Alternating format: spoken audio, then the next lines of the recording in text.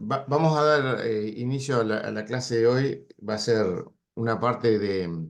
Yo primero les voy a mostrar solo 3 slides sobre un tema y una lista de posibles futuros trabajos que es abierta, o sea, es lo que se me ocurrió hace un rato hoy de mañana, perfectamente abierta a sugerencias y a otras cosas. Y tienen que ir eligiendo, ¿tá? Entonces les voy a pedir, les voy a mandar un correo después con la lista y les voy a pedir que traten de formar grupos, traten de decir en qué trabajo están o proponer otros trabajos. Pero es importante que lo vayamos definiendo, ¿tá? Entonces, entre esta clase que les voy a dar la lista y la siguiente, yo esperaría que estén definidos los grupos. Lo que les voy a mostrar ahora es un tema que lo puse ahí en la lista, o sea, voy a recorrer la lista, pero puse un tema en la lista que es un análisis del error. Entonces les quiero mostrar unos slides muy sencillitos sobre el análisis del error para que lo tengan en consideración y es indispensable que estén en todos los trabajos. Bueno, compartir pantalla.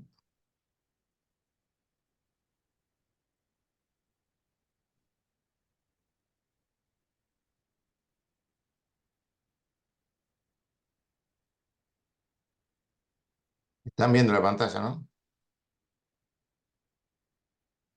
Sí, se ve bien.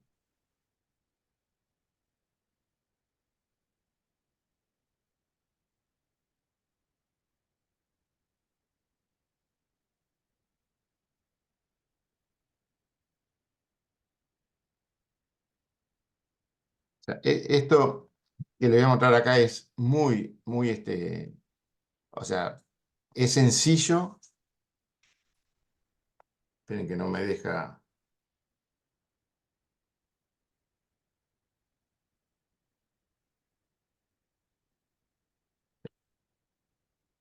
O sea, cuando ustedes están haciendo simulaciones, simulan una cantidad de crónicas y están mirando un valor, generalmente lo que están mirando es el valor esperado, ¿tá? Entonces, pongan que la variable aleatoria U es lo que ustedes están viendo, el costo, el beneficio, lo que sea. O sea, ustedes están observando una variable.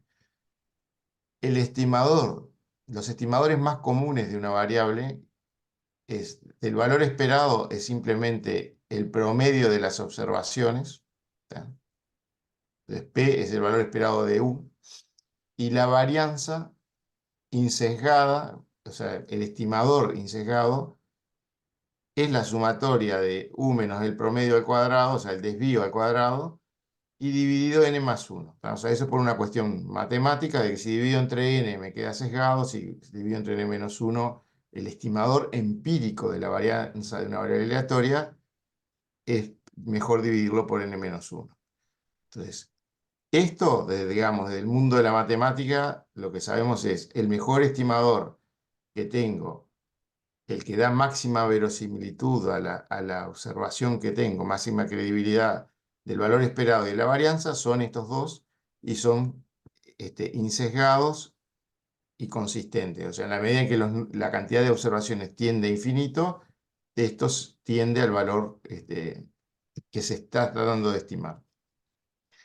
Eso es resultado conocido. Esto otro que está acá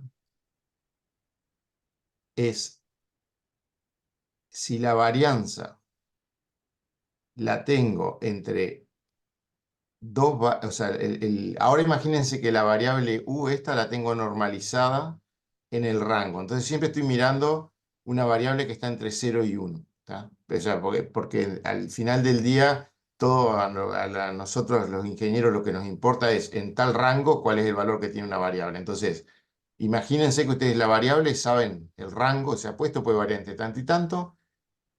Y esto que tienen acá, esta ecuación, es fácil demostrar esto, ¿tá? Que la varianza de la variable es menor o igual que el valor en el rango. Si yo pongo una variable en el rango 0,1, es menor o igual que el valor esperado por 1 menos el valor esperado. La demostración está ahí en el documento que les voy a poner de referencia. Yo copié aquí estos pedazos. Es algo medio trivial directamente. Si uno, la ley de los grandes números, ¿tá? hicieron algún curso de estadística, se acordarán de esto, y si no, yo les digo que es, en la medida, no importa la distribución que tenga una variable, o sea, si es normal, si es uniforme, si es exponencial, lo que sea. En la medida en que yo empiezo a tener muestras, observaciones de esa distribución y hago el promedio, ¿tá? Por la ley de los grandes números, el promedio empieza a tener una distribución gaussiana después de un determinado, o sea, tiene una distribución gaussiana. Más técnicamente tiene una distribución de t-student, ¿tá? Que después de 21 muestras casi es indiferenciable de la gaussiana. Este número, para que lo tengan, o sea, lo pueden buscar en los libros de estadística, pero es después de 21 muestras de algo que yo estoy promediando y es gaussiano casi sin importar cuál era la distribución que tenía la variable, ¿tá? O sea, esto es un resultado, si quieren, empírico, por decirlo de alguna manera. Bueno, si uno en definitiva está tratando de estimar el valor esperado de una variable, y yo le estoy diciendo que si tengo muestras de la observación de esa variable, medio que enseguida, después de 21 observaciones, ya es casi gaussiano el valor esperado que estoy estimando, o sea, la distribución del valor esperado, ¿tá? O sea, si yo tengo 5 muestras, voy a hacer un promedio de 5 muestras como estimador de mi valor esperado. Eso no es el valor esperado, eso es algo aleatorio que se acerca al valor esperado en la medida que la cantidad de números aumente. Bueno, de lo que yo les estoy hablando acá es con una cantidad de observaciones fija, o sea, la cantidad de simulaciones que ustedes hicieron para determinar un valor. ¿Qué distribución tiene la estimación de ustedes, que es el promedio de los números, del valor que en verdad están tratando de estimar? ¿Por qué esto es importante? Porque muchísimas de las veces lo que estamos mirando es qué pasa si hago esto o si hago esto. Y estamos comparando dos números estimados a partir de una cantidad de simulaciones, que esos números en realidad lo tienen que ver como más o menos un error de estimación, ¿tá?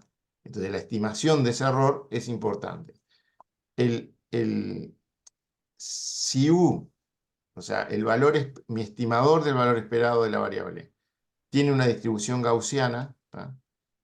La varianza que va a tener la puedo calcular, o sea, si yo calculo la varianza, que el error esté entre dos valores, o sea, tengo la distribución gaussiana y puedo calcular cuánto tiene que ser la varianza para que el error sea menor que algo. O sea, si yo quiero que el error sea menor que algo, voy a tener que reducir la varianza para que, por ejemplo, si elegí 95% de confianza como intervalo, quiere decir que imagínense la campanita de la gaussiana, quiero dejar una colita de 5% de cada lado, perdón, de 2,5% de cada lado, para que en lo que está en el medio me quede de 95%.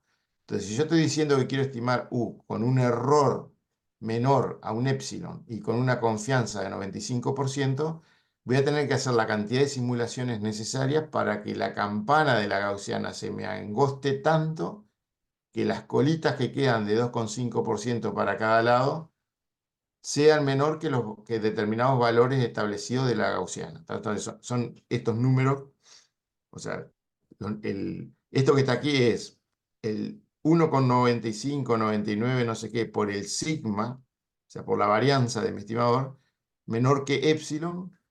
Tiene que cumplirse esto para que me quede solo el 2,5% hacia un lado del epsilon, ¿tá? Y el 2,5 hacia el otro lado del epsilon. Ese es el concepto que está acá. Entonces, la reducción que tengo de la varianza de una gaussiana es directamente la ecuación, o sea, no copié acá abajo capaz.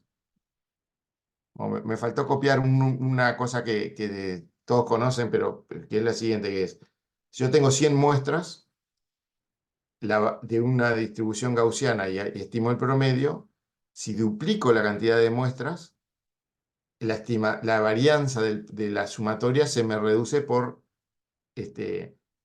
raíz de 2. O sea, la varianza, como el estimador es esto que está acá, ¿tá? Y es el sigma cuadrado, el desvío se me reduce con la cantidad de muestras por la raíz de n, no por n. Entonces, o sea, la varianza se me reduce con n, el desvío se me reduce con la raíz de n.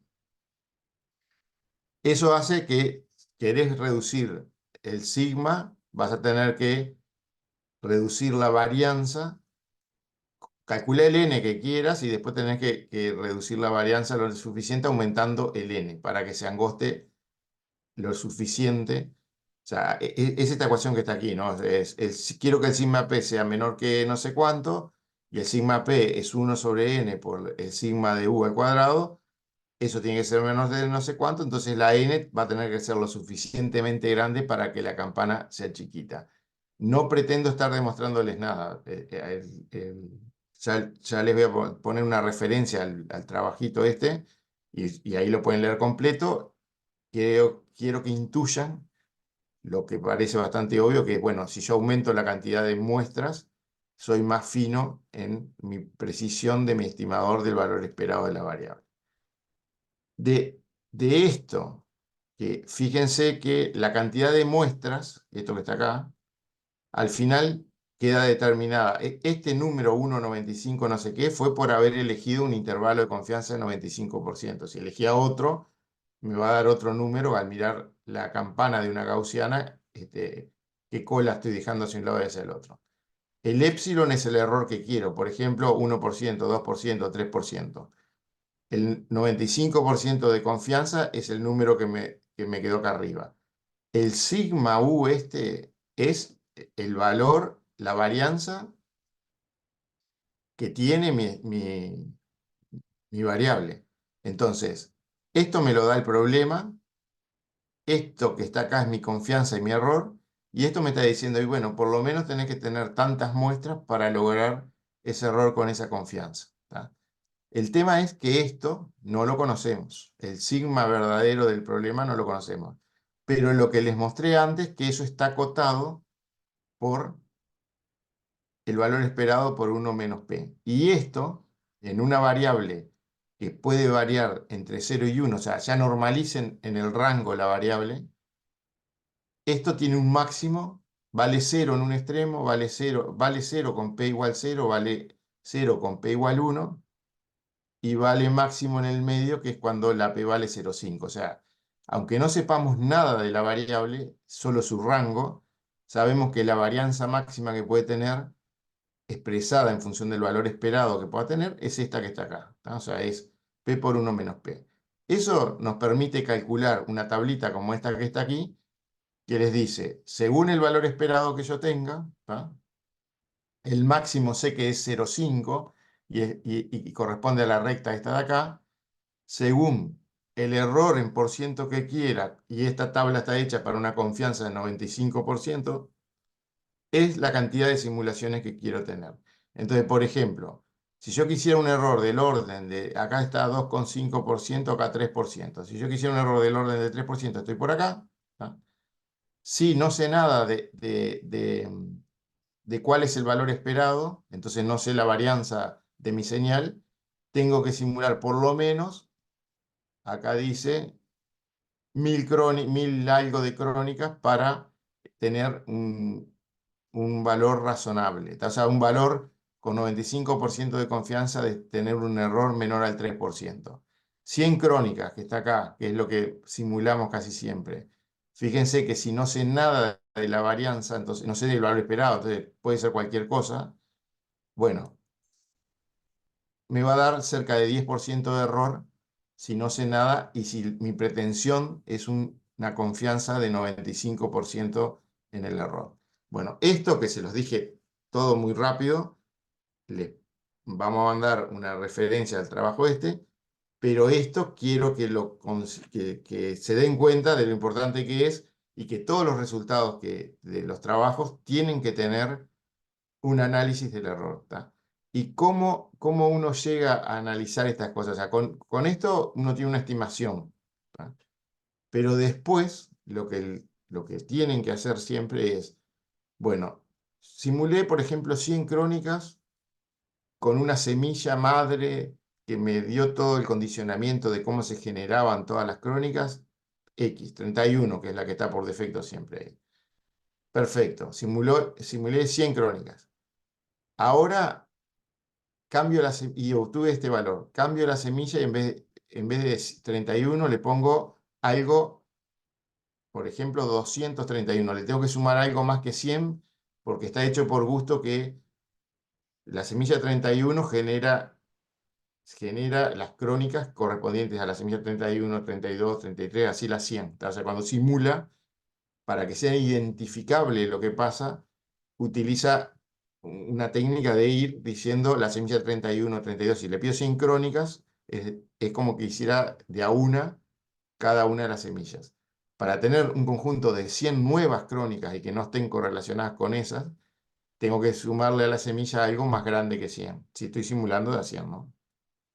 Entonces, simulo otra con otra semilla, con otra, obtengo dos o tres, unos cuantos números de mi evaluación y, en definitiva, verifico que estoy en algo como esto. O sea, lo peor que me puede pasar es esto de acá y seguramente voy a estar en lugares mejores, más confortables que esto.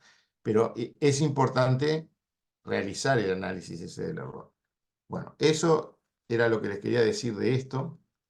Y ahora lo que les quiero dar es un paneo del listado de posibles trabajos para que vayan pensando y esperaría que por correo vayan diciendo a qué trabajo va cada uno, sugerencias de cambios de trabajo, nuevos trabajos, lo que sea.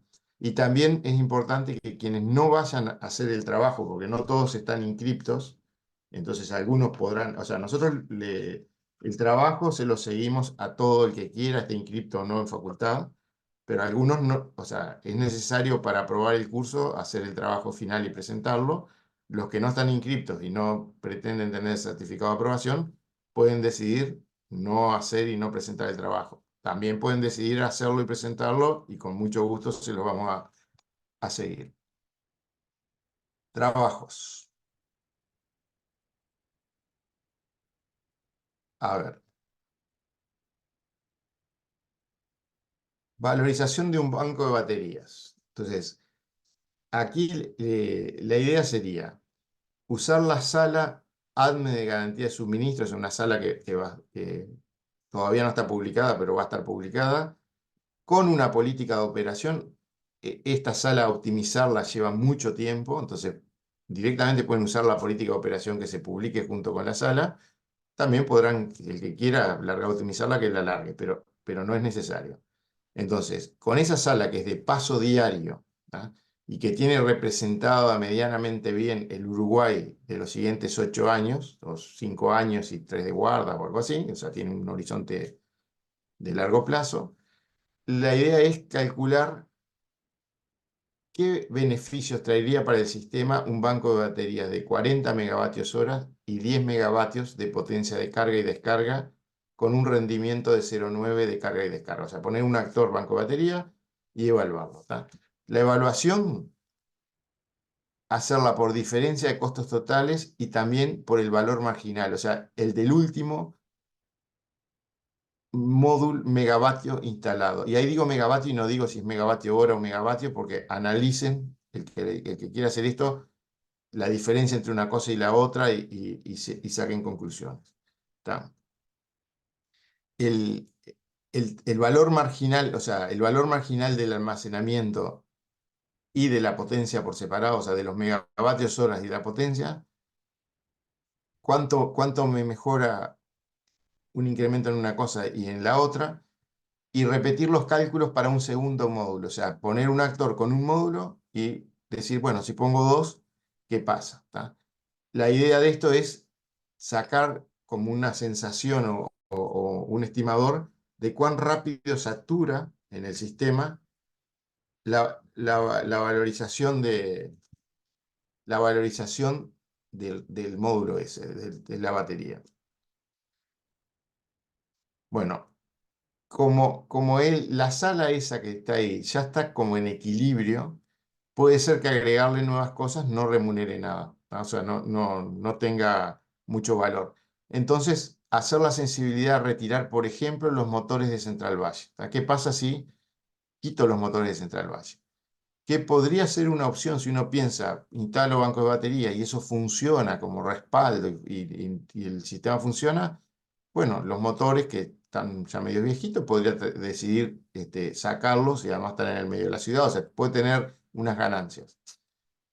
Y el último punto es el análisis de la precisión del método, que es lo que les dije recién, cambiando semilla, y este punto lo tienen todos los trabajos porque queremos que todos tengan eso, ¿no? Este es un trabajo. Otro trabajo. Evaluación de los beneficios potenciales de un proyecto solar. ¿Tá? La idea es, con la misma sala, con todo lo que les dije, instalar 50 megas adicionales de solar, instalarlo todo el tiempo, calcular el beneficio que tiene eso en cada uno de los años, el valor marginal de eso en cada uno de los años, analizar qué pasa si saco los motores de central base. De vuelta lo mismo, estoy agregando algo, bueno, capaz que no me da, lo saco a ver qué pasa. ¿Tá? Eso es con solar. Lo mismo con eólico para otro grupo, o sea, y de ahí vemos que le da uno, que le da otro, y alguna conclusión podremos sacar. Le vamos a mandar el listado este, o sea, por eso lo estoy pasando rápido para no quitar tiempo a lo otro. Evaluación de las compras y ventas de un proyecto de hidrógeno en el mercado eléctrico uruguayo. Esto está de moda, por eso lo agregué. La idea aquí es que hagan un nodo con la demanda, un nodo donde instalan 200 megas de solar, 200 megas de eólica, por decir algo, ¿tá? Y como parte del problema, determinar qué demanda alimentaría eso de un hidrolizador si uno supone que la demanda que va a poner es aquella cuya potencia media diaria es abastecida por el conjunto con una probabilidad de 70%. O sea, con esa definición, que es un bolazo que se me ocurrió a mí, no tiene por qué nadie estar haciendo esta cuenta, es, si se me ocurriera que es esta la cuenta, ¿cuál sería la demanda que pondría en ese proyecto de hidrógeno? Después, si admito que del nodo ese que puse los 200 megas de solar, 200 megas de eólico y esa demanda que le llamo de un H2, entonces, si le permito a ese nodo vender al mercado spot de Uruguay, ¿qué ingresos por ventas tendría? Y después, el 3, si calcular el costo que tiene la energía eléctrica para el proyecto ese, suponiendo que cuando no se logra suministrar la demanda, el costo que tiene el proyecto es 0,9 por el costo variable de los motores. ¿Tá? O sea, para dar como una señal, de vuelta aquí es una hipótesis que no tiene nada que ver con nada de la realidad, simplemente es una hipótesis, el que si alguien elige este proyecto hasta puede cambiar esas hipótesis. Bueno, y calcular el costo de abastecimiento de la demanda esa nueva, suponiendo eso, ¿tá? O sea, suponiendo un costo de falla y un costo de $30 por megavatio hora de la energía eólica y solar, o sea, de los 200 y 200 megas instalados, suponer que ese es el costo fijo que tiene, se genere o no se genere como remuneración de las inversiones. Estimar cuánto varía el costo ese, el punto 4, si se le permite a esa demanda comprar energía del mercado spot, o sea, al precio spot.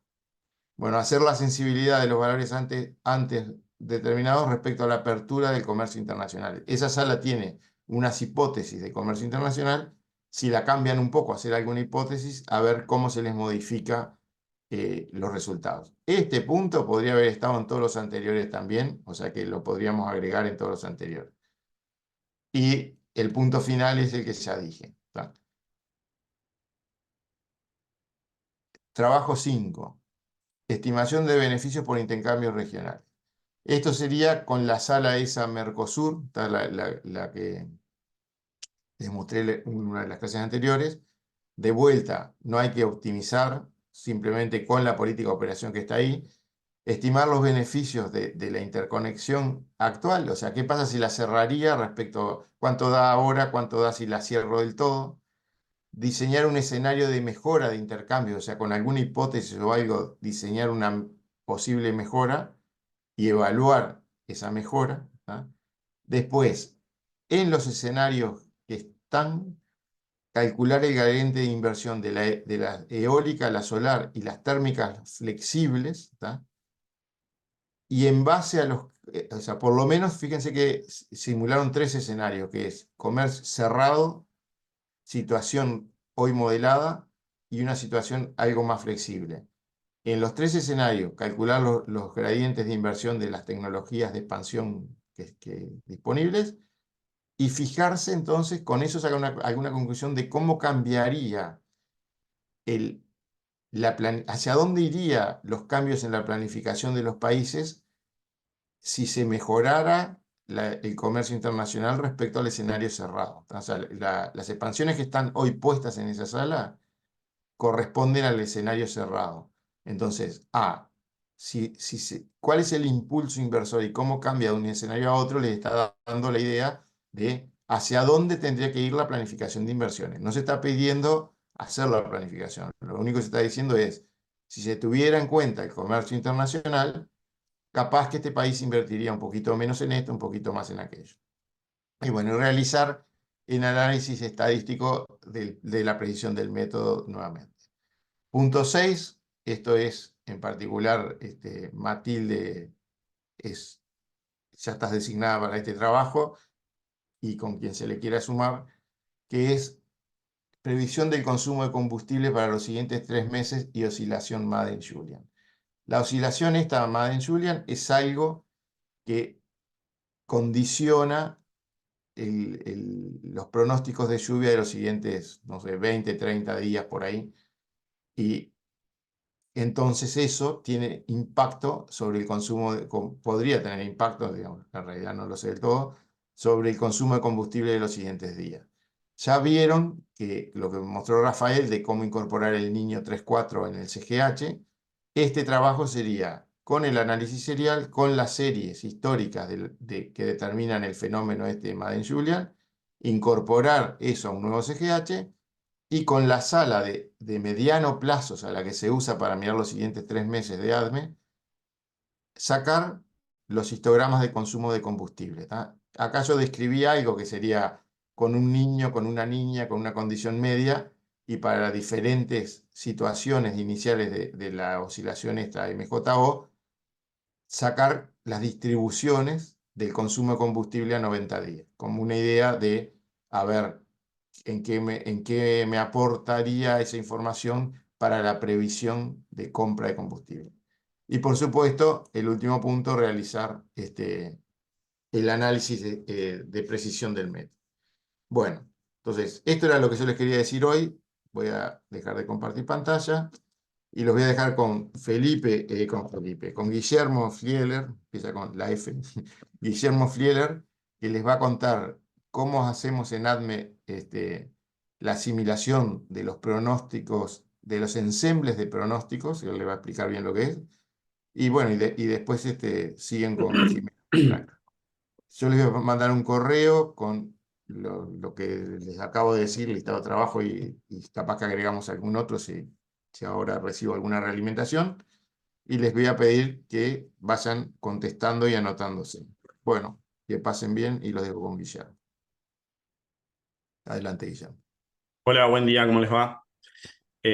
Bueno, como decía Rubén, les voy a estar presentando cómo es la asimilación de pronósticos a las herramientas de operación, de optimización y simulación automática que tiene ADME, que básicamente son como 2 robots que corren constantemente y están asimilando pronósticos, recogiendo información del sistema, del estado actual, el estado previsto, y con eso van actualizando la política de operación que se tiene. Ahora voy a compartir pantalla para mostrarle la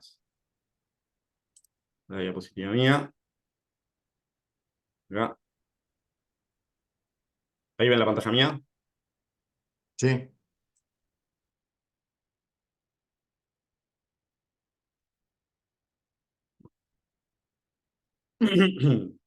Bueno, como les decía, pronósticos en la herramienta de programación de despacho que llamamos BATES. Ahora más adelante les voy a explicar bien qué es esto del BATES y cómo funciona. Las características principales, las fuentes intermitentes, como están modeladas, básicamente solar, eólica, aportes hidráulicos, y cómo eso lo consume, digámosle, el CGH, que son básicamente como está modelado dentro, que son fuentes CGH. Bueno, primero que nada, un poquito de contexto. ¿Cómo utilizamos esto? Esto es básicamente un sistema de pronósticos, de estado del sistema, donde lo que nos importa es, por ejemplo, las cotas en los lagos, eh, los estados de las máquinas, eso vendría a ser lo que consideramos como estados, los costos actuales de las distintas fuentes, pueden ser los costos de los combustibles, por ejemplo, y los pronósticos de velocidad de viento, aportes hidráulicos, eso a su vez ya es un post-procesamiento de algo que viene antes, que son las lluvias. Eso se alimenta a este robot que llamamos Bates, y eso nos da un despacho esperado para la siguiente semana y costos. Esto originalmente, bueno, lo que iba a presentar se basa un poco, sobre todo, en el trabajo que hemos hecho con Alejandra de Vera y Rafael Terra para la parte de hidráulica, pero también abarca otras cosas, abarca cosas del Bates, que ya venía de antes y se siguió desarrollando después también.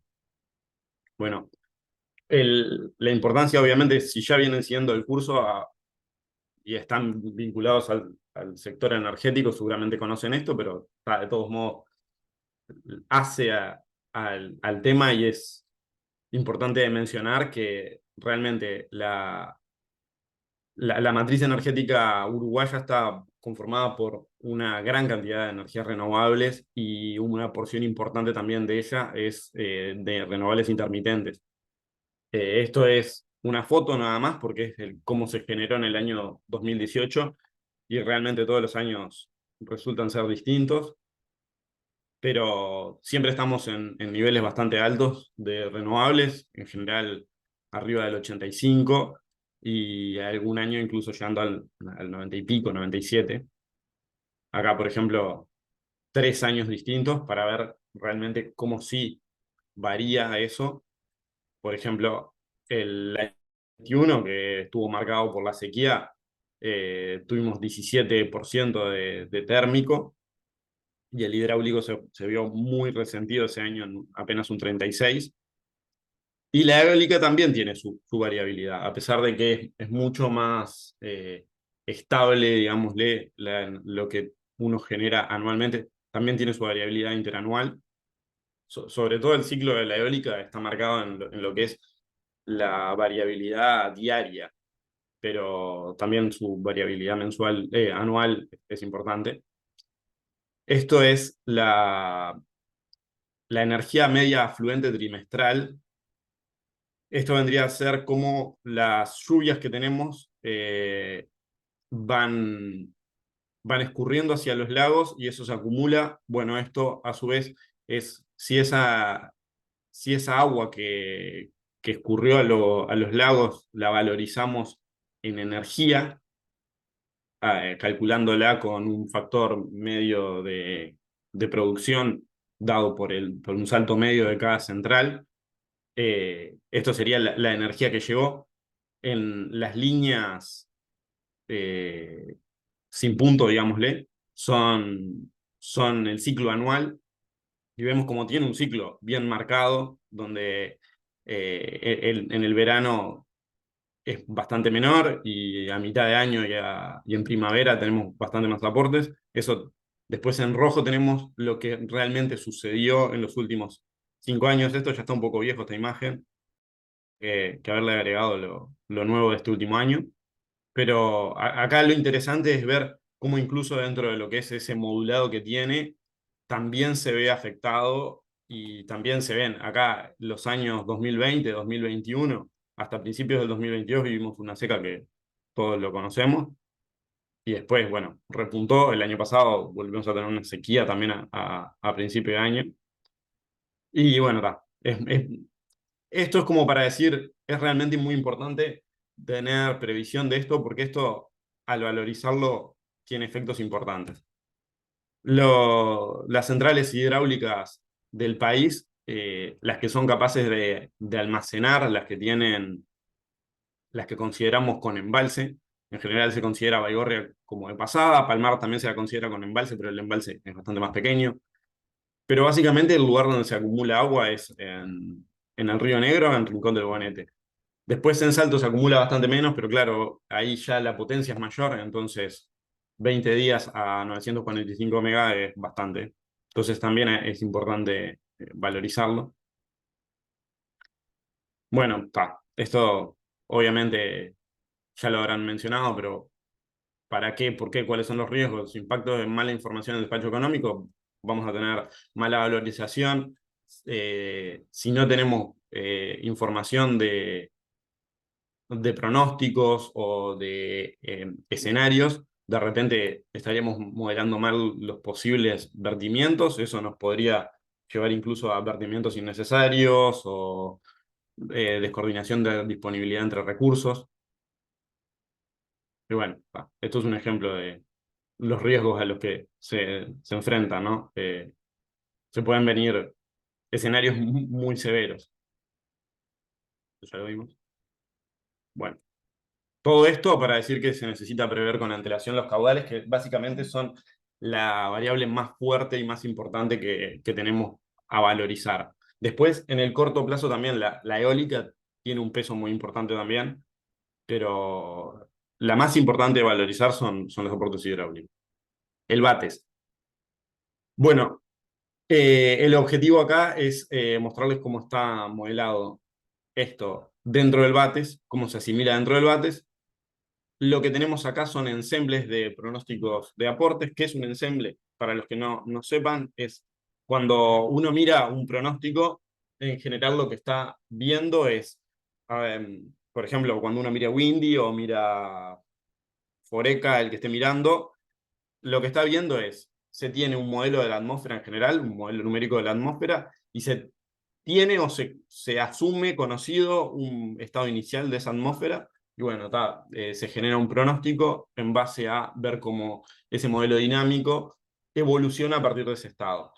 Cuando uno habla de ensembles, en realidad lo que se está haciendo es, se está generando un conjunto de realizaciones de, de esa variable, por ejemplo, la velocidad del viento, o las precipitaciones, o lo que sea, eh, donde lo que cambia es, ya no se asume exactamente conocido el estado inicial de la atmósfera, sino que se simula con pequeñas perturbaciones a ese estado inicial. Entonces vamos a tener una crónica para cada una de esas perturbaciones. Tenemos un miembro de control, que es el miembro que no se perturba, y después, dependiendo del modelo que se esté utilizando, si es el modelo europeo o es el modelo de la NOAA, que es el GFS, va a variar la cantidad de miembros que se tienen, puede ser 30, puede ser 50, y además también se cambia la forma en la que se realizan esas perturbaciones. Pero básicamente es eso. Siempre que se está hablando de ensembles, en lo que yo conozco, siempre se está hablando de eso. El BATES es, bueno, BATES es nuestro vidente, eso es lo que quiere decir la palabra. Es un miembro de la familia SIMC, y para lo que se usa es para proyectar el despacho de la próxima semana, si es el BATES de corto plazo, y de los próximos 3 meses, si es el BATES de mediano plazo. Pronósticos, ¿qué es lo que hace? Hace una recolección de los diferentes pronósticos climáticos, eólico, solar, hidráulico. En el hidráulico, esto está integrado dentro de una cadena que primero consume lo que son los aportes registrados, consume lo que son las precipitaciones ocurridas en las distintas cuencas del Río Negro y de Salto Grande. Eso mediante, bueno, y obviamente los ensembles de precipitación, que esos son pronósticos a futuro. Lo anterior sería cómo conozco el estado actual, y lo siguiente sería cómo conozco escenarios futuros. Y todo eso corre con modelos hidrológicos de escurrimientos y tránsito en cuencas, y genera los aportes ya, ahora sí, en metros cúbicos a las centrales. Después también tiene cálculos de demanda, la demanda se calcula en base a el conocimiento de lo que son escenarios de curvas de demanda conocidas para los distintos días de la semana. Se tiene una curva tipo diaria, eso se lo afecta según el tipo de día con el que estamos, y eso a su vez también se lo afecta por la temperatura. Entonces es un modelo que correlaciona la demanda ocurrida en el día anterior, la demanda ocurrida histórica, las temperaturas históricas, la temperatura pronosticada y el día de la semana. Esas son las cosas que tiene en cuenta para el cálculo de la demanda. Y después, para los térmicos, lo que se tiene es una indexación de los costos con un índice para el costo del petróleo y, eh, y después costos iniciales. Esos costos iniciales después se afectan por ese índice y bueno, si el índice indica que va a haber una suba de los combustibles a largo plazo, bueno, a largo plazo van a subir los costos de las térmicas. Esto es un ejemplo de generación eólica para una semana. Claramente en ningún día se está llegando al tope, que son más o menos 1500 megas, y se ven, por ejemplo, acá los ciclos diarios, ¿no? Que en las madrugadas tenemos mucho viento, durante los mediodías tiende a aplacarse un poco el viento y después vuelve a subir durante la noche. Eso es una cosa, grosso modo, que tiende a repetirse, no necesariamente todos los días van a ser así, obviamente. Para eso también es que se vuelve importante tener el pronóstico, ¿no? Eh, bueno, esto es más o menos lo que ya mencionaba. Y bueno, sumamente importante, esto, una vez que se recogen todos esos datos, la sala se optimiza y se simula. Eso se hace todas las horas o todos los días, dependiendo de si es la de corto plazo o la de mediano plazo. La de mediano plazo se corre 2 veces por día, la de corto plazo se corre todas las horas. Los datos, si los quisieran consultar, si quisieran ver cómo están dando estos pronósticos de despacho, los pueden ver acá en la página de ADME. Pueden entrar a la página principal y pinchar ahí donde están los pronósticos, o pueden entrar acá a la torre x.com.uy de /bates. Esto es una operación ya está bastante vieja esta. Esta está buena porque nos permite ver todos los tipos de generación, donde abajo tenemos la biomasa bueno, todavía no existía UPM2, pero acá tenemos la generación distribuida, UPM, después viene en amarillo la solar, en verde la eólica, en tonos de azul tenemos las distintas represas, primero las del Río Negro, Bonete, Baigorria, Palmar, y por último Salto Grande, y después tenemos térmicos. Justo esta semana está interesante porque es una semana en la que hubo de todo realmente. Creo que incluso hay hasta un puchito acá de exportación, capaz. No sé, sería medio raro, pero con tanta térmica hubiera exportación, pero puede ser. Y bueno, ahí hay realmente de todo. Capaz que es importación lo que hay al final. Bueno, planificación de despacho, ¿cómo es cómo es la sala, cómo son las variables globales de la sala? La sala tiene 3 semanas de optimización y una semana, acá dice, pero creo que actualmente son 10 días en realidad de simulación. Tiene paso horario y tiene al final de su horizonte un enganche con la sala de mediano plazo.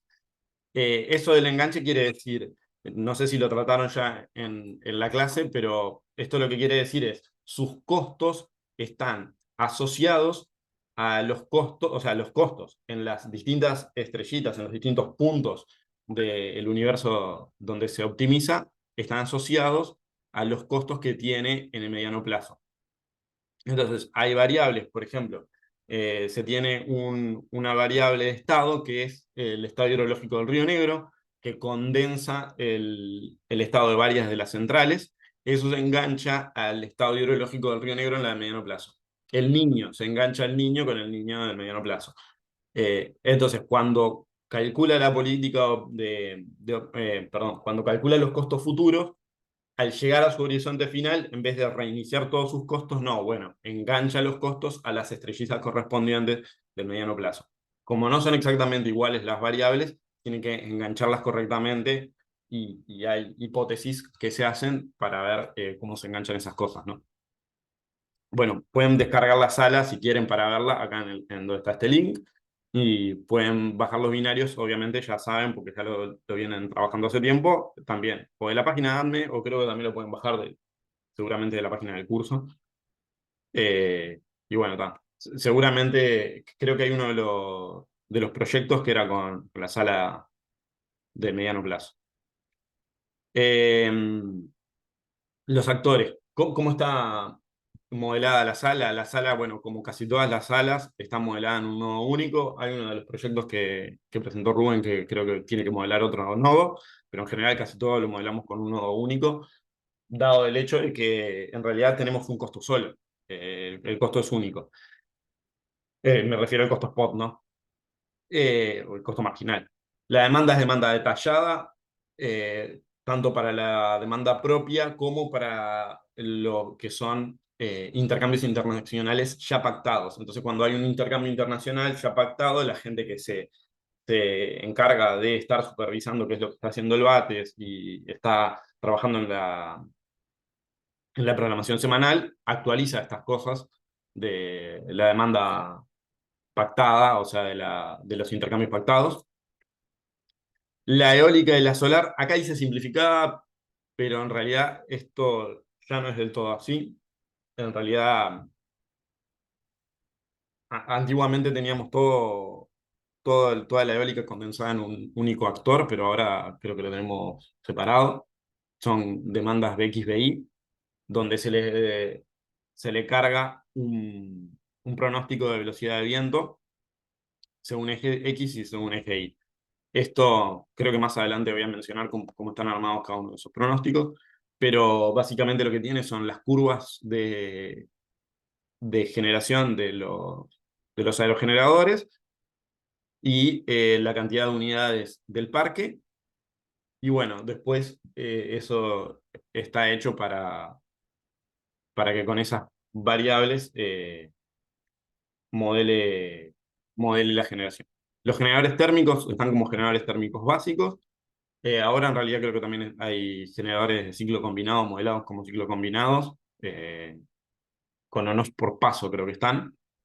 No, perdón, con ONOS por poste creo que están. Y bueno, después tiene gestión de los excedentes exportables e importables. Las hidráulicas lo que tienen es el estado inicial, los límites de las cotas, especificaciones de los generadores, los controles de crecida de las especificaciones del lago, y después tienen lo que son las penalidades, eso no está mencionado acá, que es cómo penalizan que la cota se vaya por encima de cierto valor, que la cota se vaya por debajo de cierto valor, que eso para evitar poner a la represa en puntos de operación peligrosos o puntos de operación que generen perjuicios ecológicos o perjuicios a los pobladores.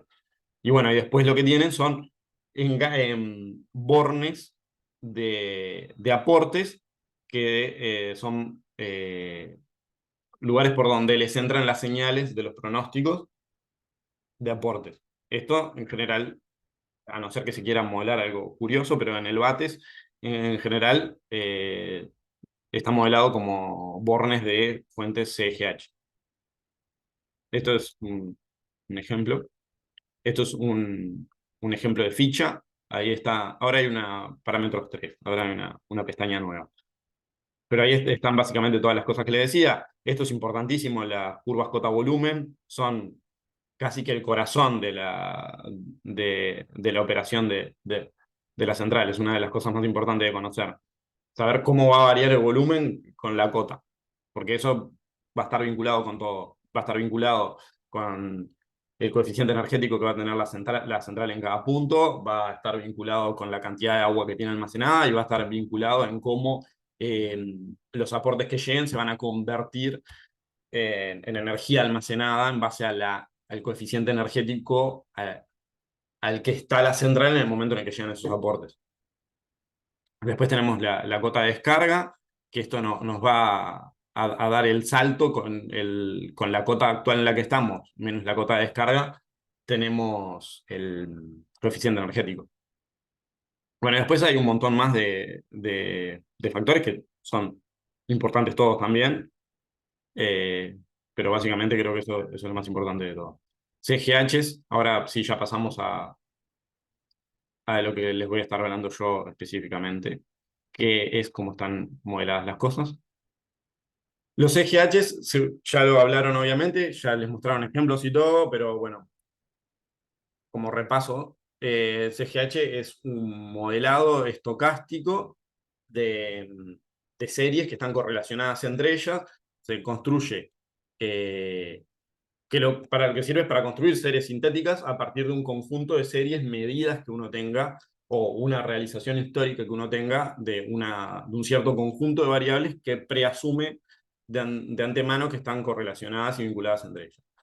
Esto, al pasarlo por el programa que se llama análisis serial, que analiza las series, genera los deformadores al espacio gaussiano, genera las matrices de evolución de estados y las matrices de inyección de ruido.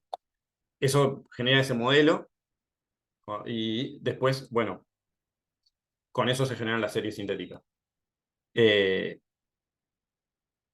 Esto es un ejemplo de una ficha de una fuente, donde tenemos, claro, el nombre de la fuente, de qué archivo toma los datos, la duración del paso y la duración del paso de sorteo. Y después esto, que es cómo entra el pronóstico, ahí tenemos la guía y tenemos los parámetros de afectación de esa guía y los parámetros de afectación del ruido que entra a ese pronóstico. Como una forma gráfica de verlo, el último, la última de las columnas es AI, que quiere decir apertura inicial.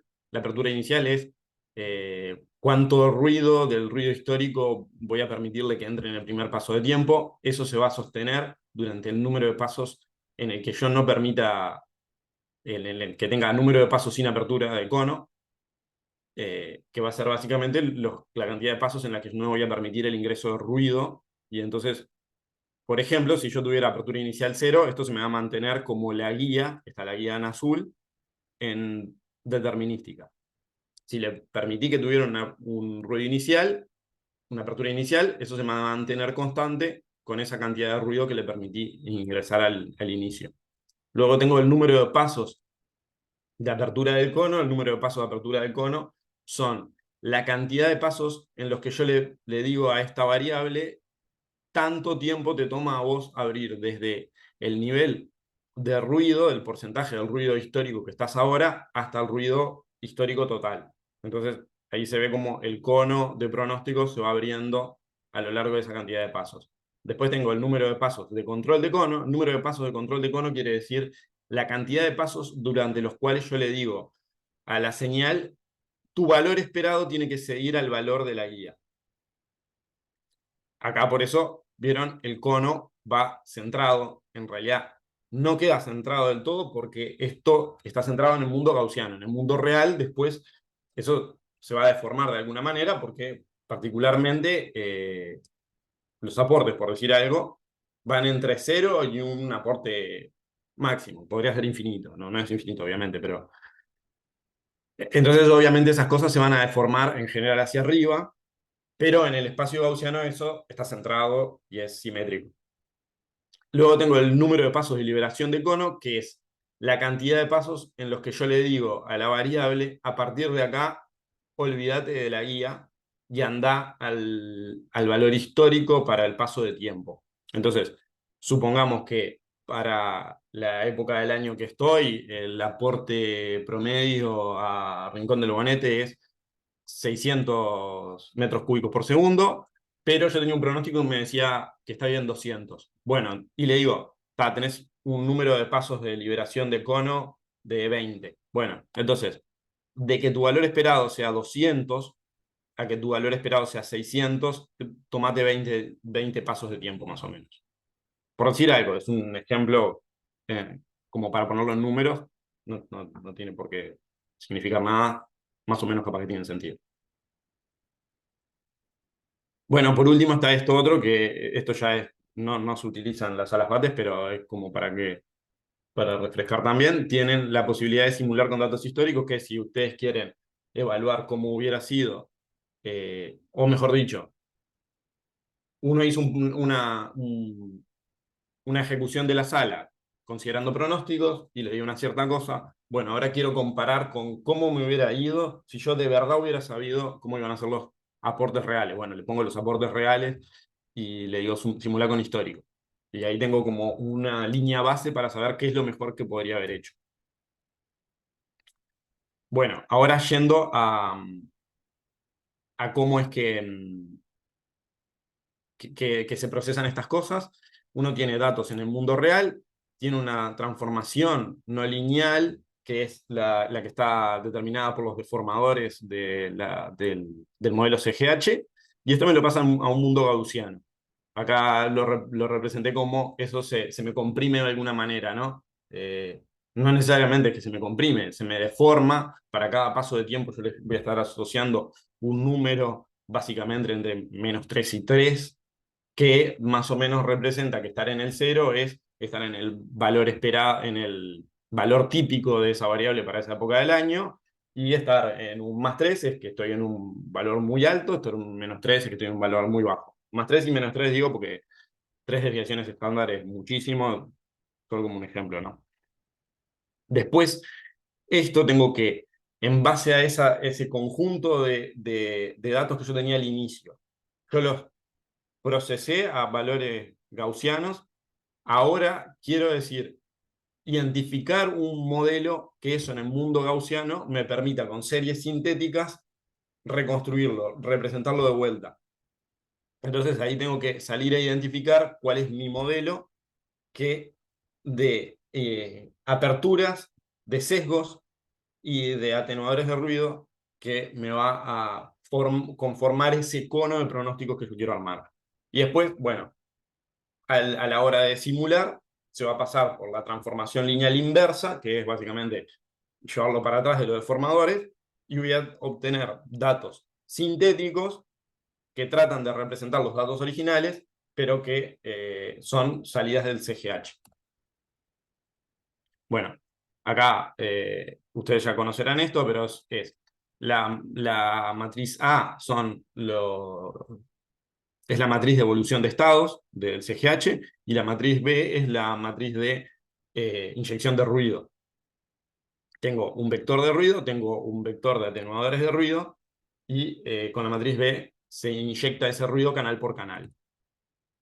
Después tengo L y S sub K, L sub K y S sub K son los atenuadores de ruido y los sesgos. Bueno, esto es lo que les mostraba, los que les decía, nada más que con ejemplos, digámosle, matriciales de cómo son los datos. Tengo la serie con la que quiero construir el CGH, y acá lo que obtengo al construir ese CGH. Tengo los deformadores, que quiere decir con probabilidad tanto, para tal paso de tiempo, mi valor es tanto. O mejor dicho, con probabilidad tanto, mi valor no excede tal valor. Con probabilidad tanto, en este paso no se excede tal valor. Mi variable no excede tal valor. Y después tengo los filtros, que son eso, matriz A y B. Bueno, el análisis serial, después lo verán. No sé si, me parece que ninguno de los grupos tiene que hacer nada que sea con CGH. Capaz que el grupo de Matilde tiene que hacer algo con CGH. Bueno, pronósticos para centrales hidroeléctricas. ¿Cómo está modelado la hidrología, digámosle, propiamente dicha? Esto es lo que mencionaba, que es un modelo realizado por el INFIA de la facultad. Particularmente trabajaron Alejandra de Vera, Rafael Terra. En esto yo trabajé como asistiéndolos. Estas son las variables principales de la central hidroeléctrica de Rincón del Bonete. Que lo importante acá es que tiene una extensión muy grande la cuenca y tiene un volumen muy grande el embalse. El modelado hidrológico está hecho con un modelo de hidrología del suelo, de humedad del suelo de GR4J, que básicamente con 4 parámetros modela el estado de humedad del suelo, y después un modelo de tránsito que son 2 parámetros que nos permite saber, dado un aporte, dado las precipitaciones, cómo esa agua escurre, fluye a través de una subcuenca a la otra. Después está la precipitación y la ETP, que es la evapotranspiración potencial. Eso es una curva típica de evapotranspiración potencial, que es básicamente, sería como, se modela como algo que se le resta a la lluvia, como una lluvia negativa en cierta manera, que es lo que está secándose de lluvia, mejor dicho, lo que está secándose de agua en la cuenca eh, de lo que hay almacenado en el suelo. Esto es la capacidad de agua, que esto es la capacidad que tiene el suelo de retener agua, cuánta es el agua disponible. Y estos son aportes teóricos. Esto creo que es para Rincón del Bonete, que también es la fuente con la que se valida el modelo que se desarrolló. Esto es un ejemplo de un ensemble de precipitación. Esto es lo que yo les decía. Al inicio va a dar más o menos todo lo mismo, porque las perturbaciones que se realizan al modelo es el modelo dinámico de la atmósfera es el mismo para todos los miembros del pronóstico este en particular, de precipitación. Lo que se le va a cambiar es el estado inicial. Entonces, como es un modelo dinámico, como es un sistema dinámico, pequeñas perturbaciones al inicio pueden dar grandes variaciones a lo largo de la trayectoria. Eso es lo que se ve. Al inicio, en general, como son pequeñas perturbaciones, no se ven grandes variaciones en la precipitación, pero con el correr de los días pueden pasar cosas como esta. Lo que muchas veces pasa es una pequeña perturbación, lo que genera es que en vez de llover hoy, llueve mañana, o que, no sé, aumente un poco la precipitación. En general son pequeñas las desviaciones que hay, pero pueden llegar a ser grandes. Por eso de que les digo, de que en realidad es un sistema dinámico y puede hacer cosas muy, muy locas, digámosle. Esto es la segunda parte de eso, que es capaz que es el corazón también de cómo está hecho el modelado, porque al tratarse de periodos cortos de tiempo y al haber muchas veces tiempos de escurrimiento largos en las cuencas, o sea, de repente lo que llueve en ribera a que llega al Río Negro le puede tomar días, entonces se vuelve muy importante el tener bien medida la precipitación ocurrida, porque la precipitación ocurrida ayer de repente no llega esa agua que llovió de ribera a la central hasta dentro de un par de días, o no sé, o sea, incluso hay una parte que está dentro de Brasil, de la cuenca del Río Negro. Eso se hace en base a imágenes satelitales y registros pluviométricos de UTE y NUMET y un modelo que une todos esos datos y genera un valor, un campo de precipitaciones. Estos son los parámetros del GR4J y el Muskingum. No vale mucho la pena detenerse. Ahora, esto es acerca de cómo es el acople de esos ensembles.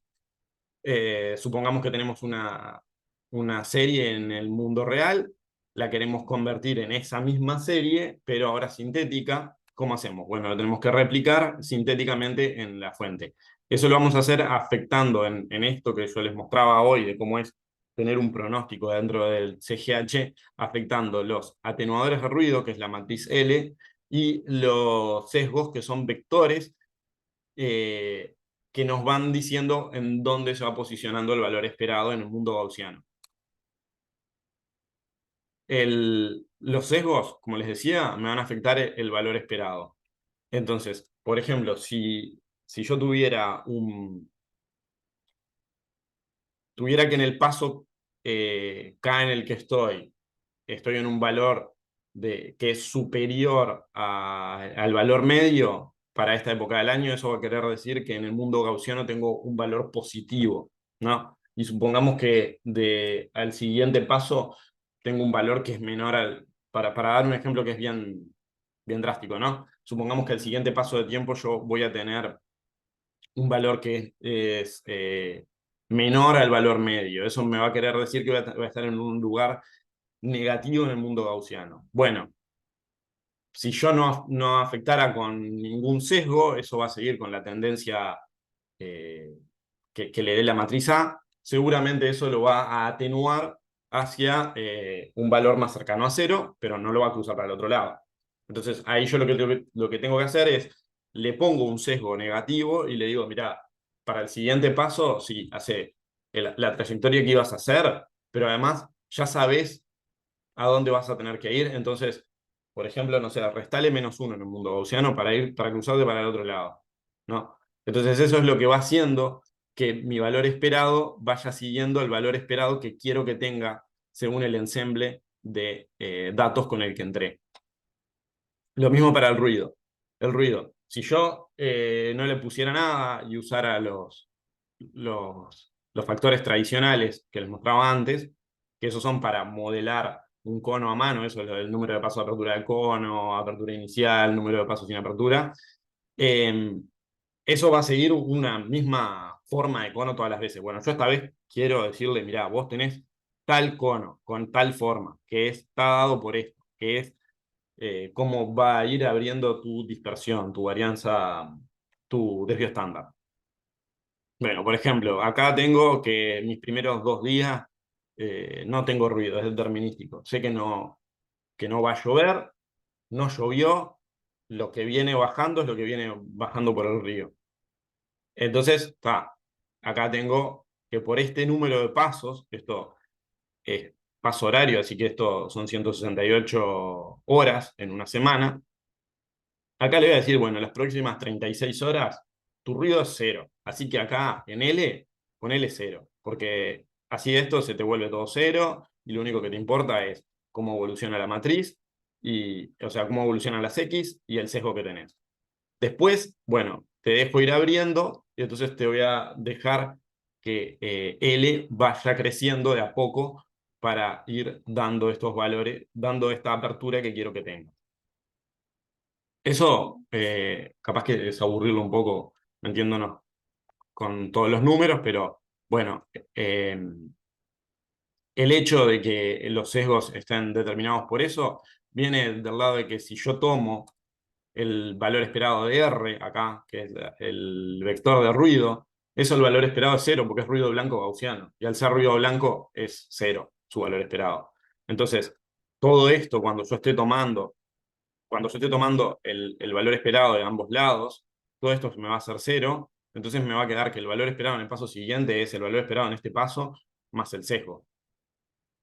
Después, si yo tengo esta determinada, bueno, si tengo esta determinada realización, entonces calcular el valor esperado de la realización en el paso menos A, que es la matriz de transición de estado, por el estado de la realización en el paso actual, me va a dar el sesgo que le tengo que aplicar. Y ahí voy a tener la reconstrucción de la guía de, del valor esperado. Después ya para el tema del ruido ya es un poco más complejo. Tengo las matrices de ruido y por, ajuste, por máxima verosimilitud, voy a ajustar los valores de L para darle máxima verosimilitud al conjunto de mis crónicas, las crónicas estas a las que yo le había llamado E acá, que es el ensemble. Para cada paso del tiempo le quiero dar máxima verosimilitud.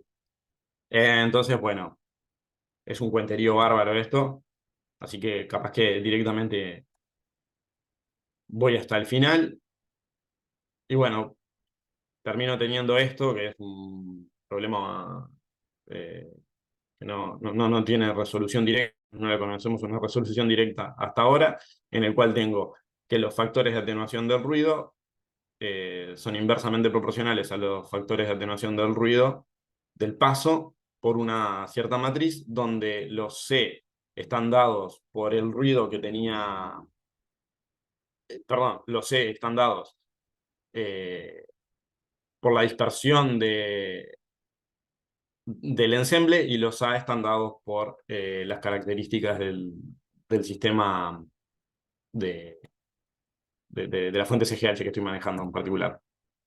Esto es un ejemplo de un ajuste, donde acá tengo los 30 miembros, bueno, bien 20, porque antiguamente eran 20 miembros que me da el GFS, que es el modelo norteamericano de la atmósfera, y 5 realizaciones sintéticas. Y vemos perdón, 5 cortes de probabilidad. Corte 80%, corte... No, corte 95%, 90%, 80%, P50, 20 y 10. Vemos que aproximadamente sigue la misma distribución al ruido inyectado. Esto es cómo se realiza el proceso de ajuste. Se tienen los pronósticos, se saca un cono, eh, y bueno, se va reajustando el R y S, que son los estados hidrológicos de la cuenca, de la humedad del suelo, con la climatología de la evapotranspiración y los pronósticos de precipitación, para ir realimentando el sistema y ajustando en base al error que se pueda tener en el pronóstico con el caudal medido. Esto es lo que le llamamos, vendría a ser como una tirada de control, una corrida de control, es modo diagnóstico. El modo diagnóstico es ver cómo nuestro modelo estima el estado inicial desconociendo el estado inicial real del sistema, y en azul se tiene el caudal en el instante cero para cada uno de los días, y en rojo se tiene el instante cero del pronóstico de ese día. Bueno, está. Eso es lo que se tiene. Esto está un poco desactualizado. El modelo que estamos manejando ahora tiene un poco mejor está un poco mejor ajustado. Tendría que ajustar estos valores, pero esta es como una de nuestras variables de verificación, que es la escorrentía, es la cantidad de agua que llega a la central en base a la cantidad de agua que hubo de precipitaciones, que para las regiones involucradas en la cuenca del Río Negro, que serían estas dos, esta que está acá en celeste, esta que está en naranja, andan en el entorno de entre el 40 y 47%, y el modelo teórico o sea, el teórico de lo que se tiene medio con úteda en el entorno del 48, eso es lo que registra, y en el modelo estaba dando en el entorno del 41. Creo que ahora lo que tenemos es un poco mejor, creo que andan en el entorno del 44 y 46, algo así. Estos son ejemplos de pronósticos, ya en caudales, en rojo lo medido, en azul el pronóstico. Bueno, algunas conclusiones con respecto al modelo hidrológico. Es el modelo aceptado actualmente, es suficientemente general para incorporar esto a otras fuentes. Actualmente estamos usando este tipo de acople mediante máxima verosimilitud solamente para lo que son los pronósticos hidráulicos. Para los pronósticos eólicos y solares se tienen pronósticos determinísticos, a los cuales se los afecta por parámetros de los que les mostraba al principio, de apertura inicial y números de paso de cono. Estos pasos futuros los voy a saltear porque muchos de ellos ya los estamos aplicando en realidad. Bueno, después para la energía eólica, este es completamente distinto como está hecho, así que también es interesante de verlo. Esto lo que se tenía originalmente eran las series de velocidad de viento y potencia generada en valores registrados por escala de cada uno de los parques, y después se tenía valores de velocidad de viento de pronósticos brindados por la empresa Meteoblue. Tuvimos un modelo que utilizamos por mucho tiempo, que básicamente lo único que hacía era aplicar esos pronósticos de velocidad de viento sobre modelos de curvas velocidad-potencia para cada aerogenerador de los parques. En un momento nos dimos cuenta que parecía haber un sesgo y un desvío, un sesgo, ¿cómo se dice? Bueno, un sesgo y una tendencia eh, permanente entre lo que se medía y lo que se pronosticaba en velocidad de viento. Acá se ve eso, no está completamente centrada en la recta identidad, la velocidad de viento medida por el SKY y la velocidad de viento pronosticada. Entonces, lo que se hizo fue, se desarrollaron modelos de redes neuronales que lo que hacen es, dada una cierta velocidad del viento, proveniente de una cierta dirección, eso se lo afecta con el modelo de redes neuronales y se tiene una velocidad de viento corregida. Esto es lo que se está usando ahora, es algo bastante sencillo, pero se podría complejizar más. Ya con esto bastante sencillo ya se obtienen mejoras considerables, así que por eso es que se sigue manteniendo esto que se tiene, que es una red neuronal llana de una sola capa, fully connected, con entradas de velocidad y irradiancia, que también vimos que la irradiancia era importante, porque cuando uno tiene mayor irradiancia, disminuye la velocidad del viento. O sea, 2 días donde hay un mismo pronóstico de velocidad de viento, pero si estamos con cielo despejado o si estamos con el cielo nublado, nos puede cambiar eso también.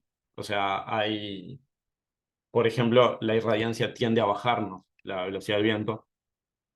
Eso porque un tema de estratificación de la atmósfera y que se genera mayor turbulencia.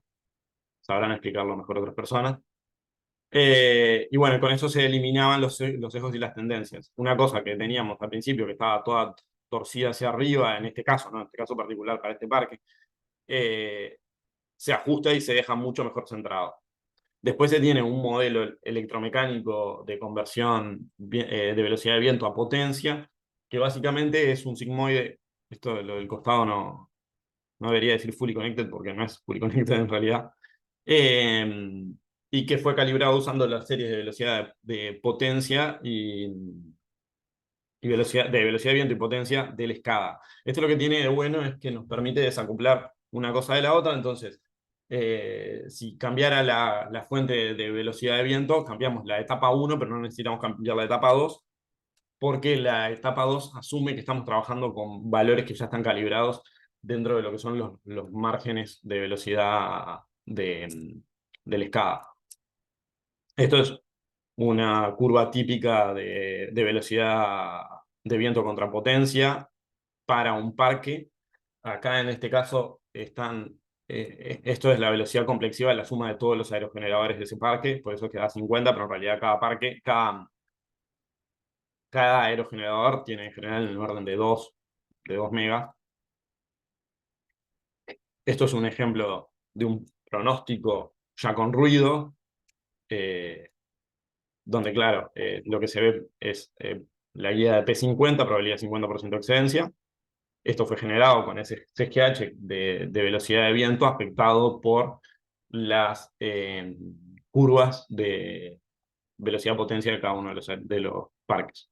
Eso es una comparación en la línea azul es el pronóstico, la línea celeste es lo observado para la velocidad del viento, para potencia eólica, y en amarillo, y este otro color medio dorado o marrón, algo por el estilo, es para la solar. La solar es mucho más simple, hay mucha menos potencia instalada, tiene un comportamiento mucho más fácil de prever. Depende de menos cosas también, porque es si el cielo está despejado o está nublado. En el otro caso, los otros casos ya son más complejos.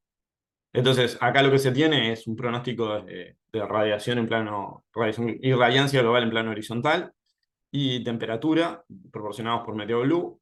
Se tienen modelos determinísticos para cada parque. Con eso se construyen las guías de P50 y bueno, y se le inyecta ruido basado en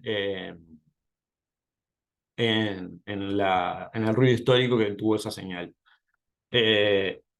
Tenemos también un modelo desarrollado por el LES de la Facultad, el Laboratorio de Energía Solar, que ellos nos brindan pronósticos de corto plazo, de cortísimo plazo, de 4 horas, que eso actualmente en realidad no lo estamos utilizando unos que son propios nuestros, pero también disponemos de otra fuente de pronósticos. Bueno, para terminar, capaz que fue bastante largo esto, disculpen si me excedí, les muestro resultados operativos del BATES.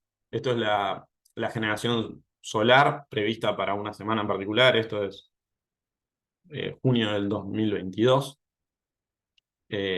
Acá se ve lo que yo les decía de cómo funciona cuando uno tiene parámetros fijos para número de pasos de la apertura de cono y demás. Al principio tenemos un pronóstico determinístico, por eso tenemos una línea sola.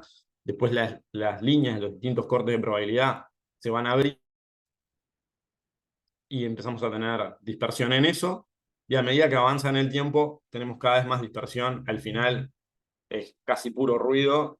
La guía está por acá y vean todo lo que puede abrir, ¿no?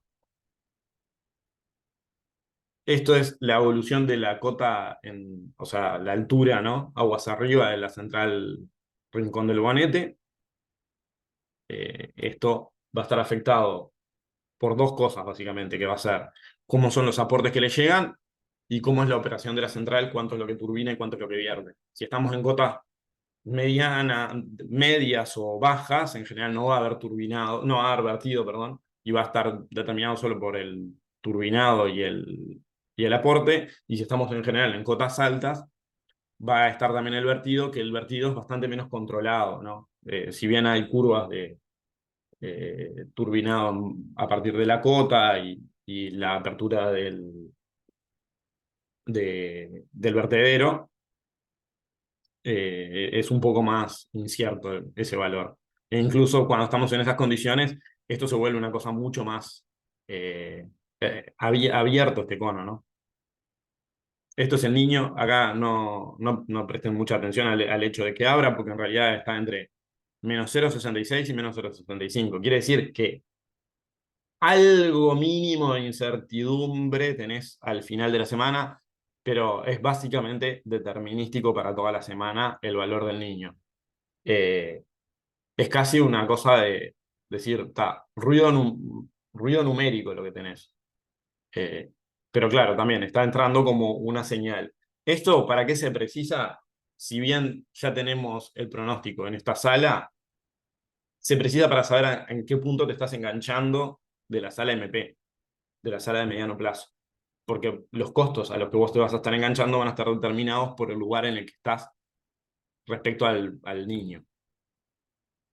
Estos son las bandas de operación, lo que le llamamos bandas de costo de operación, que es para cada una de las centrales que tienen costo, o mejor dicho, más que costo es valor, porque en realidad el agua no tiene un costo, sino que lo que tiene es un valor, una valorización. Tenemos un cono de lo que es la previsión de por dónde va a andar. Acá Palmar, por ejemplo, bueno, y las líneas rectas, bueno, estas líneas son rectas en particular, porque para toda la semana los costos de las centrales térmicas, acá tenemos, por ejemplo, el azul esto es el ciclo combinado cerrado con gasoil, ¿no? Ese es el azul, ese es el que está más barato para esa semana en particular de junio de 2022. Después el más caro acá arriba del todo es la central térmica de respaldo operando con gasoil, ¿no? Ese era el más caro. Y por ejemplo, particularmente para esta semana, lo que tiene de interesante ver esto como conos con dispersión es, acá vemos que al inicio de la semana todos los costos de las centrales hidráulicas, esto es Palmar, esto es Bonete y esto es Alto Grande, todas estaban por debajo del costo de cualquiera de las térmicas, incluida la central de ciclo combinado con gasoil en ciclo cerrado. En cambio, a partir digamos, de 12 acá de junio, ya con una cierta probabilidad vos empezás a tener la necesidad de despachar ciclo combinado en sustitución de Palmar. O sea, ya Palmar se vuelve, ya pasa a tener un valor que con cierta probabilidad excede el valor del ciclo combinado. Esa es la parte interesante de ver esto como conos y no como guías nomás de valor esperado. Si nosotros estuviéramos viendo la guía de valor esperado, de repente no prevemos que para esa semana pueda existir la probabilidad de despachar eh, ciclo combinado. Eso es un despacho también, es lo mismo que les mostraba al principio, es la salida de esa semana con esos costos. Ahí se ve eso que yo les mencionaba, que por ahí, por el 12 más o menos, en la punta, con cierta probabilidad, empezamos a tener que despachar térmico, cosa que no lo tenías antes. Incluso estabas hasta virtiendo, estabas teniendo hasta excedentes. Bueno, ahora tenías excedentes porque saltos estaban cero. Ahora en ese punto, ya con cierta probabilidad, empezás a tener que tener cuidado de que capaz que tenés que despachar térmico. Y bueno, esto es todo. Disculpen si fue muy largo o si fue muy aburrido. Si tienen alguna consulta, alguna pregunta.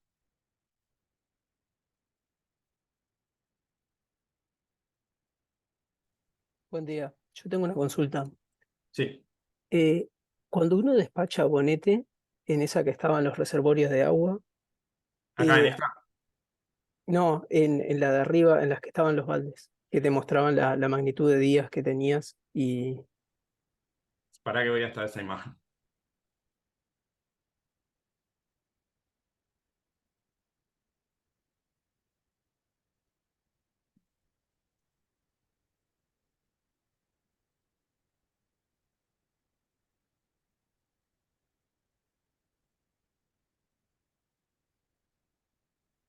No, esta. ahí va. La consulta era, mirando todo el aporte que tiene Bonete y que parece ser el que tiene el embalse más grande, cuando uno despacha Bonete y a su vez despacha Baigorria y Palmar, ¿eso es como una línea en donde lo que despacha Bonete lo pueden despachar las otras o tenés que modelar los otros embalses diferentes? Porque puede ser que no se estén despachando o porque si uno se despacha más rápido que las otras no pueden turbinar porque quedan en cotas más bajas. ¿Cómo es más o menos la correlación entre esos tres embalses? ¿Me podés repetir de vuelta la pregunta? Porque Sí, sí. La sí, pregunta mía venía, si yo despacho Bonete sí, y lo despacho al máximo, o sea que turbina todo el volumen de agua que puede, sí, y luego esa agua va a pasar por Baigorria y Baigorria sí, también despacha todo el volumen, sí. o sea, genera sus 108 megas y luego Palmar hace lo mismo. Eso es como una cinta transportadora en donde el Río Negro arriba, en los 140 días que uno tiene de embalse, permite que esas funcionen 140 días de corrido, o tenés que modelar diferente los embalses de Palmar y Baigorria porque tienen diferencias en la cantidad de agua que despachan. Claro, mirá. Que me corrija Rubén si me equivoco, pero la idea acá es la siguiente. Acá se dice que son 140 días porque es lo que puede almacenar de Bonete turbinando su máximo, ¿no? Eh, Eso va a ser para toda la cadena. O sea, toda el agua que turbine Bonete va a ser turbinable por Baigorria y va a ser turbinable por Palmar. A su vez, también Baigorria, dependiendo de la sala, eh, puede o no tener aportes propios. Hoy por hoy la estamos modelando sin aportes propios, porque es medio que un lío modelar Baigorria, los aportes de Baigorria. Baigorria es muy chiquita. Básicamente, acá lo que se ve, esta línea que entra acá, esto es el río Salsipuedes, es el único que le aporta agua, digámosle, a Baigorria, y los registros que hay de caudales medidos a Baigorria son bastante malos. Son casi una cosa, un rayerío en números positivos y negativos para todos lados. No es fácil modelar Baigorria, entonces, y además es una cosa muy cercana al cero. Por esa razón, hoy por hoy lo estamos modelando creo que lo estamos modelando sin aportes, o a veces de repente si se sabe cuánto va a ser un aporte, se le pone manualmente cuál va a ser el aporte que va a recibir esa semana, Baigorria, pero en general se lo modela como puramente de pasada, y lo que puede turbinar es lo que le eroga Bonete, o sea, lo que turbina o vierte Bonete. Lo que turbina o vierte Bonete, Baigorria lo puede usar, pero hoy por hoy no le estamos modelando aportes propios. Palmar sí tiene aportes propios, porque si vemos acá viene el río Xi y está toda esta área del río Negro, pero el río Xi tiene una cuenca importante y puede llegar a tener aportes importantes. Tal vez no del mismo orden que los de Baigor, los de Bonete, pero los de Palmar de repente pueden andar en el orden de la mitad de los de Bonete, y es considerable. Entonces, Palmar sí está modelado como con embalse y con aportes propios. Entonces, a lo que el Baigorria le eroga, es decir, lo que le turbina más lo que le vierte, también se le suma lo que le llega derecho a Palmar por el río Xi o por la cuenca inmediata. Eso, cada uno está con su valor. No sé si esto te responde la pregunta. Sí, y la pregunta también venía por el lado de saber si yo despacho Bonete al máximo porque tengo esos 140 días. Sí, ¿Baigorria puede despachar el máximo y Palmar también? ¿O la sí. velocidad en la que uno tiene los diferentes aportes y los diferentes caudales de cada embalse hace que no puedan despacharse los tres al mismo tiempo en su máximo, digamos? O sea, la pregunta viene Según por el lo lado, que, si me gasto los 140 días, ¿las tres pueden eh, turbinar al máximo? por cómo son las centrales, Ujú, funciona que erogando al máximo de Bonete es menos que el erogado máximo de Baigorria y menos que el erogado máximo de Palmar. bien. Claro. Ahí el tema que vas a tener es de repente, si estás con mucho, eh, perdón, ¿cómo es? Vas a tener un tema con los saltos, ¿no? Que cuanto más vos turbines acá y más viertas, más te va a subir este salto, y también te va a subir más este otro salto. Pero sí, el turbinable máximo es creciente hacia el este, digamos, O sea, hacia podría el ocurrir, oeste. obviamente podría ocurrir que haya unas lluvias muy grandes en el Salsipuedes, que es medio difícil, y en Palmar, que hagan que no den para turbinar a pleno en Bonete, o sea, que terminen vertiendo las centrales de aguas abajo, si además tienen aportes muy altos. Pero en la operación normal, lo que sucede es que si llega a estar pasando eso, lo que haces es cerrar Bonete, no le tirás agua salvo que ya esté todo en vertimiento, ¿no? O sea, en la situación en que ya está todo en vertimiento, no tienen arreglo. Claro. Bien, gracias.